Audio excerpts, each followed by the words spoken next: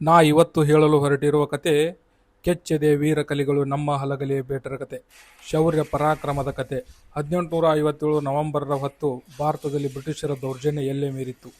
ಯಾಕೆಂದರೆ ಅವರು ನಮ್ಮ ನೆಲದಲ್ಲಿ ತರುವಂಥ ಕಾನೂನು ಹೇಗಿತ್ತು ಅಂದರೆ, ಅವರ ಭಾರತೀಯರ ವಿರುದ್ಧ ಮಾತನಾಡೋದಕ್ಕಿಂತ ಅವರು ಬಂದೂಕುಗಳೇ ಮಾತನಾಡುತ್ತಿದ್ದವು.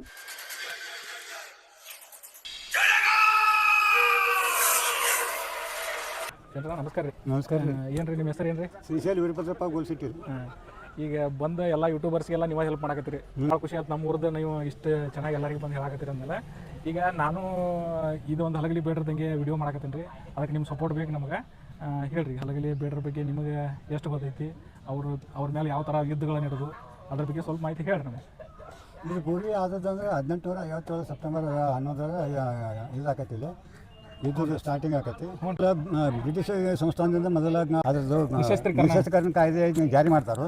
ಜಾರಿ ಮಾಡಿದ್ರಿಂದ ಅದೆಲ್ಲ ಸಂಸ್ಥಾನಕ್ಕೆ ಬರ್ತೈತಿ, ನಮ್ಮ ಮುಧೋಳ ತಾಲೂಕಿನ ಸಂಸ್ಥಾನಕ್ಕೆ ಬರ್ತೈತಿ.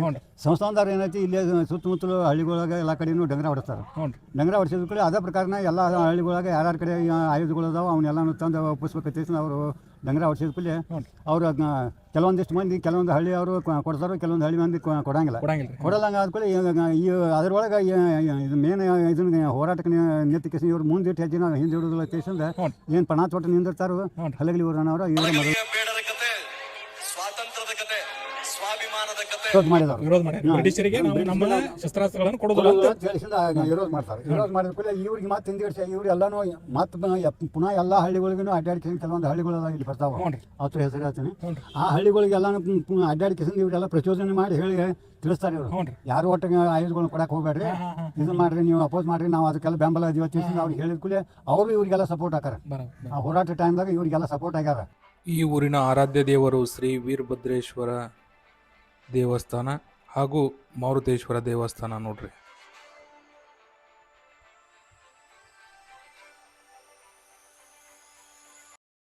ಎಷ್ಟು ಬಾರಿ ಹಲಗಲಿ 2 ಬಾರಿ ಹೋರಾಟ ಆಗೈತಿ.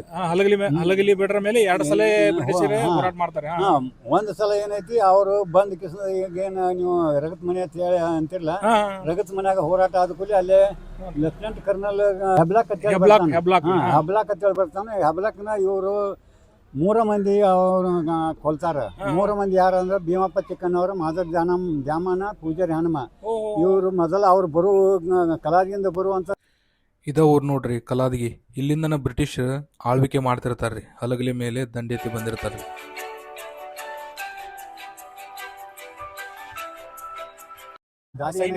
ಸೈನ್ಯನ ಇವ್ರು ನೋಡ್ತಾರೆ.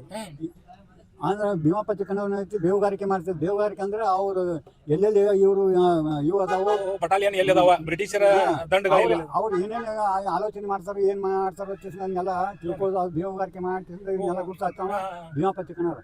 ಅವ ಇಲ್ಲಿ ಪಾಲಿಕೆ ಮ್ಯಾಲೆ ಇದೈತಿಲ್ಲ, ಇರಾನ್ ಇರ್ಬೋದು ಪಾದಗಟ್ಟೆ ಐತಿ, ಅಲ್ಲಿ ನೆತ್ತಿಗೆ ಅವ್ರು ನೋಡ್ತಾರೆ. ಅವ್ರು ಒಟ್ಟು ಬರೋದನ್ನ ಇವ್ ಬರ್ತಾರ ಮೊದಲೇ ಗುರ್ತಿರ್ತೈತಿ ಇವ್ರಿಗೆಲ್ಲ. ಈಗ ಮೊದಲ ಸಲ ಕುಂದೂರಿ ಕೃಷ್ಣಪ್ಪ ನಾಯಕತೆ ಒಬ್ಬ ಮುಖ್ಯಸ್ಥವ ಅಲ್ಲಿ ಸಂಸ್ಥಾನದಾಗ ಅವ ಒಂದು ಅಧಿಕಾರ ಕೊಟ್ಟಿರ್ತಾರ. ಅವರು ಸಂಸ್ಥಾನಿಕರು ಮತ್ತು ಬ್ರಿಟಿಷರು ಕೂಡಿ ಈ ಸಂಸ್ಥಾನದೊಳಗೆ ಎಷ್ಟು ಹಳ್ಳಿಗಳು ಬರ್ತಾವ ಆ ಹಳ್ಳಿಗಳು ಅಷ್ಟು ಎಲ್ಲಾನು ಆಯುಧಗಳನ್ನ ಸಂಗ್ರಹ ಮಾಡ್ಕೊಂತಂದು ಇಲ್ಲಿ ಒಪ್ಪಿಸ್ಬೇಕಂತ ಅವ ಒಂದು ಅಧಿಕಾರ ಕೊಟ್ಟು ಬಿಟ್ಟಿರ್ತಾರ. ಅವ ರಗಡ್ ಸಲ ಇಲ್ಲಿ ಹಲಗಲಿಗೆ, ಇದಕ್ಕೆ ಬಂಟೂರಿಗೆ, ಬೂದ್ನಿಗೆ ಮತ್ತು ಇತರೆ ಹಳ್ಳಿಗಳಿಗೆಲ್ಲ ಎಲ್ಲೆಲ್ಲಿ ಅದಾವ ಎಲ್ಲ ತಪಾಸ್ ಮಾಡ್ಕೊಂಡು ಅವ ಭೇಟಿ ಕೊಟ್ಟಿರ್ತಾನ. ಅವ್ರನ್ನೆಲ್ಲ ಸಮಪಾಯದಿಂದ ಕೇಳ್ಕಿಸಿಂದ ಇಸ್ಕೊಂಡು ಇದು ಮಾಡ್ಬೇಕಂತ ರಗಡ ಪ್ರಯತ್ನ ಮಾಡ್ತಾನೆ. ಮುಂದೆ ಹಿಂಗೆ ಅವನು ಏನು ಪ್ಲಾನ್ ಮಾಡ್ತಾನೋ ಅವ್ನು ಭಾಳ ಮೆಕ್ಕೊಂತ ಅಂದ್ಕೂಲೆ ಸಮಪಾಯ, ಬೋಧೋಪಾಯ, ದಂಡೋಪಾಯ ಅಂತೇಳಿ ಹೆಂಗೆ ಇವು ಬರ್ತಾವಲ್ಲ ಆ ರೀತಿ ಉಪಯೋಗ ಮಾಡ್ಕೊಂತಿಂದ ಅವನ್ನೆಲ್ಲ ಅದಕ್ಕೂ ಮಿಕ್ಕಿದಿಂದ ಲಾಸ್ಟಕ್ಕೆ ಅವ ತನಗೆ ಮಿಕ್ಕಿದಿಂದ ರಿಪೋರ್ಟ್ ಇದಕ್ಕೆ ತಿಳಿಸಿಬಿಡ್ತಾನೆ, ಬ್ರಿಟಿಷ್ ತಿಳಿಸ್ತಾನೆ. ಆಗ ದಂಡ ಬರ್ತೈತಿ. ಆಗ ದಂಡ ಅಂದ್ಕೂಲೆ ಅದು 700 ಆಶೀರ್ವಾದವರು ಬರ್ತಾರೆ. ಬಂದು ಹಿಂಗೆ ಇವರು ಅಟ್ಯಾಕ್ ಮಾಡ್ಕೊಂಡು ಇದು ಮಾಡ್ಬೇಕನ್ನೋದು ಅದನ್ನ ಇಲ್ಲಿ ನೆತ್ ಕೇಸ್ ನೋಡ್ತಾರ. ಅವ್ರು ನೋಡಿ ಅವ್ರನ್ನ ಅಟ್ಟಿಸ್ಕೊಂಡು ಇಲ್ಲಿಂದ ಅಟ್ಟಿಸ್ಕೊಂಡು ತೊಗೊಂಡು ಹೋಗಾರ. 3 ಮಂದಿ ಅಟ್ಟಿಸ್ಕೊಂಡು ತೊಗೊಂಡು ಹೋಗಿ ಚಂದ 700 ಆಶೀರ್ವಾದಗಳು ಬಂದ್ಕೂಲೆ ಅವ್ರನ್ನ ಅಷ್ಟನ್ನು ಅಟ್ಟಿಸ್ಕೊಂಡು ಕಾವಣಿ ಕಲ್ಲ ಬಡಿಗೆ ಎಲ್ಲ ತೊಗೊಂಡ್ ಅವ್ರನ್ನ ಇದಕ್ಕೆ ನಮ್ಮ ಸರ್ನಾಕಿನ ಹೊಲ ಏನೈತಲ್ಲ ಅಲ್ಲಿ ರಗತ್ ಮನೆ ಅನ್ನೋದು ಅಲ್ಲಿ ಹೋಗಿ ಚಂದ ಅವ್ರಿಗೆ ಹೋರಾಟ ಆಕತಿ. ನಾ ಇವತ್ತು ನಿಮಗೆ ತೋರ್ಸಾಕ ಹೊಂಟದ್ದು ಏನಪ್ಪ ಅಂದ್ರೆ, ಹಲಗಲಿಯ ಬೇಡ್ರ ಮೇಲೆ ಬ್ರಿಟಿಷರ ಸೈನ್ಯಾಧಿಕಾರಿಗಳು ಕಲಾದಗಿಂದ ಎಲ್ಲಿ ಹಾದು ಅವ್ರಿಗೆ ಬರೋಕೆ ರಸ್ತೆ ಐತಪ್ಪ ಅಂದ್ರೆ ಈ ರೂಟಿಂದ ಬರ್ತಿದ್ರು ನೋಡ್ರಿ. ಅಂದ್ರೆ ಅರಕೇರಿ ಮೇಲೆ ಮೊದಲ ಹಳ್ಳಿ ಅದು ಈಗಾಗಿದ್ರಿ. ಮೊದಲು ಏನಿತ್ತಪ್ಪ ಅಂದ್ರೆ ಈ ರಸ್ತೆ ಒಳ ರಸ್ತೆ ಇದೆ, ಕಲಾದಿಗಿಂದ ಅವರ ಅಶ್ವದಗಳನ್ನು ತಗೊಂಡ ಹಲಗಲಿಯ ಬೇಡರ ಮೇಲೆ ಯುದ್ಧ ಮಾಡಕ್ಕೆ ಈ ರೂಟಿಂದ ಬರ್ತಿದ್ರು. ಇದಕ್ಕೆ ಏನತ್ತಿದ್ರು ಅಂದ್ರೆ ರೀ ರಗತ್ ಮಣಿ ಅಂತೇಳಿ ಹೆಸರು ರೀ. ಈ ಹೆಸರು ಬರಲು ಕಾರಣ ಕಲಾದಿಗಿಂದ ಬರುವ ಸೈನ್ಯವನ್ನು ಇಲ್ಲಿ ತಡೆಗಟ್ಟಿ ಅವರ ಮೇಲೆ ಯುದ್ಧ ಮಾಡಿ ಅವರ ರಕ್ತದ ಓಕಳಿಯನ್ನೇ ಇಲ್ಲಿ ಹರಿಸ್ತಾರ್ರಿ. ಅದು ಈ ಸ್ಥಳ ರಗತ ಮನೆ. ಹೋರಾಟ ಆದ್ಕೂಲೆ ಭೀಮಪ್ಪ ಚಿಕ್ಕನವ್ರ ನಾವು ಏನೈತಿ 7 ಮಂದಿನ ಕಡಿತಾನ.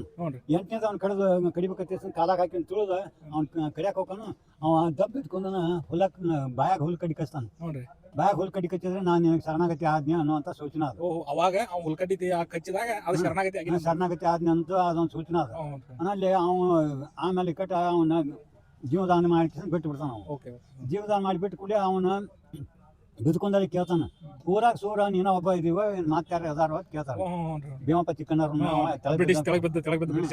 ಕೇಳ್ತಾನ. ಕೇಳ್ಕೂಲೆ ನಾವು ಊರ ಅಕ್ಷಿಕಾಯಿ ಅಂತ ಸಾಮಾನ್ಯ ಮನುಷ್ಯ ನಾನು. ನನ್ನಂತವ್ರು ನನ್ನ ಅಪ್ಪನಂತವ್ರು ಸೂರು ಹಲಗಲಿ ಊರು ತುಂಬ ತುಂಬ್ಯಾರ. ಹೋಗೋ ಹುಚ್ಚಿಕಾಯಿ ಎತ್ತೇಸಿಂದ ಬೇಸಿಂದ ಅವ್ರನ್ನ ಮೃಗಜೆ ಇದು ಮಾಡಿ ಕಳಿಸ್ಕೊಡ್ತಾನ. ಕಳಿಸ್ಕೊಟ್ಕೂಡಲೇ ಅದೆಲ್ಲ ಹೆಣ್ಗಳು ಮತ್ತು ಅವು ಏನು ಆಯುಧಗಳು ಇವು ಏನಿದ್ರಲ್ಲ ಅವ್ನು ತೊಗೊಂಡು ಕಲಾಗಿ ಹೋಗ್ಬಿಡ್ತಾರೆ. ವಾಪಸ್ ಅಲ್ಲಿದ್ದಾರೆ ಆ ಕಡೆ ಹೋಗ್ಬಿಡ್ತಾರೆ. ಇವರು ನಮ್ಗೆ ಇದಕ್ಕೆ ಹಗಲದಾದ್ರೆ ಇವ್ರು ನಮ್ಗೆ ಇದು ಮಾಡೋದಿಲ್ಲ. ಈಗ ಅವ್ರ ಹೆಚ್ಚಕಾರ ನಮ್ಗೆ ಇದಾಗೋದಿಲ್ಲ ಅಂತೇಳಿ ಅನ್ನೋ ಪ್ಲಾನ್ ಮಾಡ್ಕೊಂಡು ಅವ್ರು ಬ್ರಿಟಿಷರು ಮತ್ತೊಮ್ಮೆ ರಾತ್ರಿ ಬರ್ತಾರೆ. ರಾತ್ರಿ ಬಂದ ಕೇಸಂದ ಇಲ್ಲಿ ಅಕ್ಷಿ ಇದು ಅಕ್ಷಿ ಇರ್ತೈತಿ. ಅಕ್ಷಿಗೆ ಬಂದು ನಿಂದಿರ್ತಾರೆ. ಅಕ್ಷಿಗೆ ಬಂದು ನಿಂತ ಕೂಡಲೇ ಅವ್ರು ಆಗ ಇವ್ರು ಕದನ ತೆಗಿಯಂಗಿಲ್ಲ. ಅವ್ರು ಒಳಗೆ ಬರ್ಬಿಡಂಗಿಲ್ಲ. ಒಳಗೆ ಬರ್ಬಿಡ್ದಂಗೆ ಆದ್ಕೂಲಿ ಮತ್ತೆ ತಂತ್ರಜ್ಞಾನ ಇದು ಮಾಡಿ ವಿಚಾರ ಮಾಡಿ ಕೇಸಂದ ಮತ್ತೆ ಮೋಸದಿಂದ ಒಳಗೆ ಹೋಗಿ ಕೇಸಂದ ಇದು ಮಾಡ್ಕೊಂಡು ಒಟ್ಟು ಇಡೀ ಎಲ್ಲ ಸೈನ್ಯನ ಒಳಗೆ ನುಗ್ಗಿ ಬಿಡೋದು. ನುಗ್ಗಿ ಕೇಸಂದ ಮನೆ ಹೋಗಿ ಕೇಸಂದ ದೌಡಿ ಮಾಡೋದು, ಅವ್ರನ್ನ ಕೊಲ್ಲೋದು, ಬೆಂಕಿ ಹಚ್ಚೋದು ಮಾಡಕ್ ಶುರು ಮಾಡ್ಬಿಡ್ತಾರೆ. ಆದ್ರೂ ಅವ್ರು ಬಗ್ಗಂಗಿಲ್ಲ. ಅದ್ರಾಗೂ ಗೆಲ್ತಾರ. ಅದ್ರಾಗೂ ಸಾವಿರಾರು ಜನರು ಇವ್ರು ಒಟ್ಟು ಎಲ್ಲ ಹೆಣಗಳು ಬೀಳ್ತಾವ. ಸಾಕಟ್ ರಕ್ತ ಕೌಲಿ ಆಗಿ ಹರಿತೈತಿ. ಕೌಲ್ದಾಗ ನಾವು ಏನ್ ಕರಿತೀವಿ ಇಲ್ಲಿ ಮುಂದ ಅಲ್ಲಿ ರಕ್ತ ಕೌಲಿ ಏನ್ ಕರಿತೀವಿ ಆ ರಕ್ತ ಕೌಲಿ ಆಗ ಅವಾಗ ಮಾಡಿದಂತ ಕೊಲೆಗಳಿಂದ ರಕ್ತ ಹರಿದ್ರಿ. ಅದಕ್ಕೆ ರಕ್ತ ಕೌಲಿ ಅಂತ ಅಲ್ಲಿ ಇಲ್ಲಿ ರಕ್ತ ಹರಿತೈತೆ, ಇಲ್ಲಿ ರಕ್ತ ಕೌಲಿ ಆಗೈತಿ. ಅಲ್ಲಿ ರಕ್ತ ಹರಿತೈತಿ, ಅಲ್ಲಿ ಮನೆ ತೇಸಂದ ಅದ ಹೊಲಕ್ಕೆ ಹೆಸರು ಬಂದೈತಿ.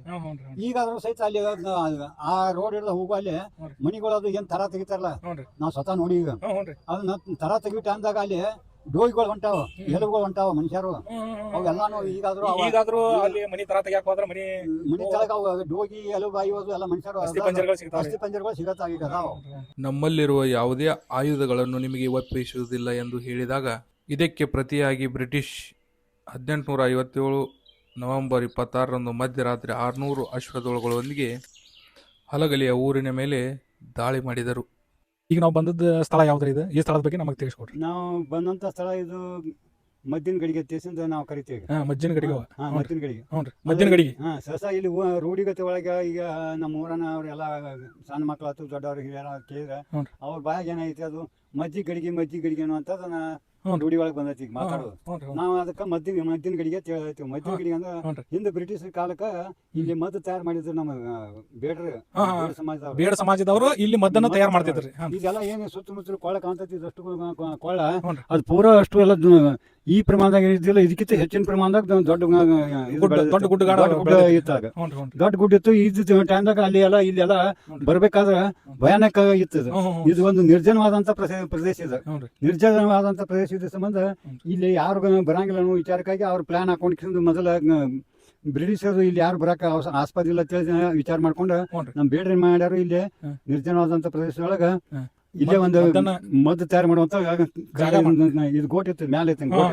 ಆಟ ಬಿದ್ದೈತಿ ಈಗ ಆಟ ಬಿದ್ದೈತಿ. ಅದು ಮೊದಲು ಗೋಟ್ ಇತ್ತು. ಇದ್ರೊಳಗ ಸಿಡಿಮದ್ದು ತಯಾರು ಮಾಡ್ತಿದ್ರು.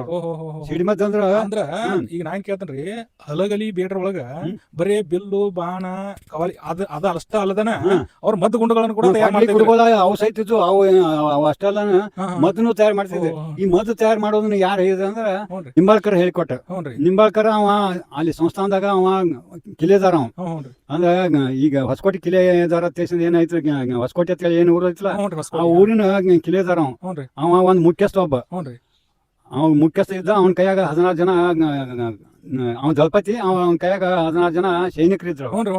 ಆ ನಂತರ ಇಲ್ಲಿ ಬ್ರಿಟಿಷ್ ಗೌರ್ಮೆಂಟ್ ಇವ್ರ ಸಂಸ್ಥಾನದವ್ರು ಏನ್ ಮಾಡಿದ್ರು, ಮಾಡ್ಲಿಕ್ಕೆ ಕರ್ಸಲಿ ಇವ್ರು ನಮ್ಮ ಸಂಸ್ಥಾನಿಕರು. ಮಾಡ್ಲಿಕ್ಕೆ ಕರ್ಸಂದ್ರೆ ಮ್ಯಾಗಿನ ಏನ್ ಆರ್ಡರ್ ಬರ್ತೈತಿ ಅದನ್ನೆಲ್ಲ ಇವ್ರು ಪರಿಪಾಲನೆ ಮಾಡ್ಬೇಕಷ್ಟ. ಅಂದ್ರೆ ಇವ್ರು ಇನ್ನೊಬ್ರಿಗೆ ಎದುರು ಹಾಕೊಳಕ ಇದು ಮಾಡಕ ಇವ್ರು ಏನು ಹಾಕಿರಿ ಇದ್ದಿದ್ದಲ್ಲ.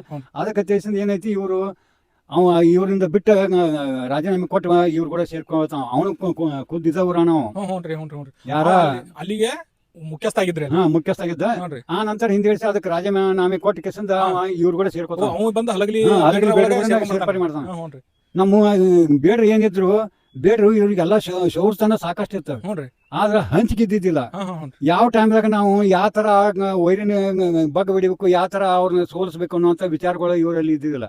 ಅವನ್ನೆಲ್ಲ ತೋರಿಸ್ಕೊಟ್ಟವ. ಅವನ್ನೆಲ್ಲ ನಿಂಬಾಳ್ಕರ್. ಹಾ ನಿಂಬಾಳ್ಕರ್ ಹ್ಞೂನ್ರಿ. ಅವನ್ನೆಲ್ಲ ತೋರಿಸ್ಕೊಟ್ಟವ. ಅವನ್ನೆಲ್ಲ ಚೆನ್ನಾಗ್ ಸ್ಥಾನದಿಂದ ಇವ್ರಿಗೆಲ್ಲ ಇಂತಿಂತ ಇದನ್ನ ಫೀಲ್ಡ್ ವರ್ಕ್ ಮಾಡಿಸ್ಕೊಟ್ಟವ ಅವನ. ಅಂದ್ರೆ ಅವ್ರು ನಿಂಬಾಳ್ಕರ್ ಅವರು ಬಂದು ಇವರಿಗೆಲ್ಲ ಅಷ್ಟೆಲ್ಲ ಮಾಹಿತಿ ಕೊಟ್ಟ ಮೇಲೆ ಬ್ರಿಟಿಷರ್ ಜೋಡಿ ಯುದ್ಧ ಮಾಡಕ್ ಇನ್ನೂ ಇವರಿಗೆ ಸ್ವಲ್ಪ ಆರಾಮ್ ಅನಿಸ್ತಿ, ಸ್ವಲ್ಪ ಕರೆಕ್ಟ್ ಅನಿಸ್ತೇವೆ. ಕರೆಕ್ಟ್ ಅನಿಸ್ತಿ. ಆದ್ರೆ ಅವ್ರು ಇವ್ರನ್ನ ಹೆಚ್ಚು ಬಾಳ್ ನಂಬ್ಕೊಂಡಿದ್ರು, ಇವ್ರು ಅವ್ರನ್ನ ಹೆಚ್ಚು ನಂಬ್ಕೊಂಡಿದ್ರು. ಇದವ್ರು ಅವನ ಒಂದು ಸಂಬಂಧ ಅವಂಗೆಲ್ಲ ಇವ್ರೆಲ್ಲ ಹುರಿದುಂಬಿಸ್ಕೇಸಂದ್ ಮತ್ತೆ ಸುತ್ತಮುತ್ತಲು ಹಳ್ಳಿ ಮಂದಿನ ಎಲ್ಲಾರನ್ನೂ ಕರೆಸ್ಕೇಸಂದ ಹೋರಾಟಕ್ಕೆ ನಿಂದಿರ್ಸಿದ್ರು ಅವ್ರು. ಈಗ ಈ ಏರಿಯಾ ಎಲ್ಲ ಇದು ರಿಸರ್ವ್ ಫಾರೆಸ್ಟ್ ಏರಿಯಾ ಆಗೈತ್ರಿ ಈಗ. ರಿಸರ್ವ್ ಫಾರೆಸ್ಟ್ ಏರಿಯಾ ಐತಿ. ಇದು ಪೂರ್ವ ಏನೈತಿ ಮೊದಲು ಇದು ಕೊಳ ಏನ್ ಕಾಣ್ತೈತಿ, ಕೊಳ ದೊಡ್ಡ ಕೊಳ ಆಗಿತ್ತು. ಕೊಂತವನ್ ಕೊಳ ಕೊಂತವನ್ ಕೊಳ ಅಂತ ಹೇಳಿ ಕರಿತಿದ್ರಿ. ಹ್ಞೂನ್ರಿ. ಮೊದಲು ಕೊಂತವನ್ ಕೊಳ ಹಿಂದಿನ ಹಿರಿಯರು ಕರಿತಿದ್ರು. ಅಂದ್ರ ನಾವು ಸಣ್ಣವ್ರಿದ್ದಾಗ್ರಿ ಆ ಕಡೆ ತೆಗ್ಗಿಯಿಂದ ಬಿಗ್ತಾನಲ್ರಿ, ತೆಗ್ಗಿಯಿಂದ ನಮ್ಮ ವಾರ ಅದು ನಾವು ಸಣ್ಣವ್ರಿದ್ದಾಗ ಇದ ಹಾದಿಲೆ ನಮ್ಮನ್ನ ಗುಡ್ದಾಗ ಬಸ್ ಬಂದ. ಈಗಿನ ದಾರಿ ಐತಿ ಈಗ ದಾರಿ ಐತಿ. ಆದ್ರೆ ದಾರಿ ಕಚ್ಚಾಯ್ತ್ರಿ. ರಿಸರ್ವ್ ಫಾರೆಸ್ಟ್ ಆಗೈತಿ. ಸಾಕಷ್ಟು ಪ್ರಾಣಿಗಳು ವಾಸ ಮಾಡ್ತಾವೆ. ಈಗ ಮೊದ್ಲಿ ನಂಗೆ ಬಿಡಂಗಿಲ್ರಿ. ರಿಸರ್ವ್ ಫಾರೆಸ್ಟ್ ಐತಿ. ಅಂದ್ರೆ ಈಗ ನಮ್ಮ ಊರ್ ಬೇಡ್ರ ಮೊದಲು ಏನು ಇದನ್ನ ಬಿಲ್ ಬಾಣ ತಗೊಂಡ್ ಇದನ್ ಮಾಡ್ತಿದ್ರಲ್ಲ, ಬೇಟೆ ಆಡ್ತಿರಲ್ಲ. ಬೇಟೆ ಆಡಕನ ಇದು ಏನು ಬೆಳಿಗ್ಗೆ ತನಕ ಮತ್ತೆ ಈ ಕಡೆ ಅಂಬಲಿ ತನಕ ಎಷ್ಟು ಫಾರೆಸ್ಟ್ ಏರಿಯಾ ಬರ್ತೈತಿ, ಈ ಏರಿಯಾದಾಗ ಅವ್ರೆಲ್ಲ ಬೇಟೆ ಆಡ್ತಿದ್ರು. ಅವ್ರದ್ದು ಅಡಗುತಾನ ಆಗಿತ್ತು. ಅಲ್ಲ ಅವ್ರೆಲ್ಲ ಇಲ್ಲೇ ಬೇಟೆ ಇಲ್ಲೇ ಬೇಟೆ ಆಡಿ ಅದೊಂದು ಸ್ಥಾನ ಅವ್ರದ್ದು ಇಲ್ಲಿ. ಅದನ್ನ ಹೊರತು ಮತ್ತೊಂದು ಏನೋ ಇಲ್ಲೇ ಆಟ, ಇಲ್ಲೇ ಬೇಟೆ ಆಡೋದು, ಅದನ್ನ ತಂದ ಕೇಸಂದ ಊಟ ಮಾಡೋದು. ಹಿಂಗ ಅವ್ರದೊಂದು ಜೀವನಾನೇ ಇದ್ರ ಮ್ಯಾಗ ಇದಾಕಿತ್ತು ಬಾಳ. ಆಮೇಲೆ ಇಲ್ಲಿ ಏನ್ ಮದ್ದು ತಯಾರು ಮಾಡ್ತಿಲ್ಲ. ಈ ಮದ್ದು ತಯಾರು ಮಾಡೋದು ಎಂತ ಮದ್ದು ಇತ್ತಂದ್ರೆ ಇದೊಂದು ಪೌಡರ್ ನಮನಿಗೆ ಮದ್ದು ಇತ್ತು. ಈ ಹುಕ್ಕೇರಿ ಕೊಳ ಒಳಗ ಇದ್ರಾಗ ಹೆಂಗ ಇದು ಮಾಡ್ತಲ್ಲ ಅಂತ ಮದ್ದು ಇತ್ತು.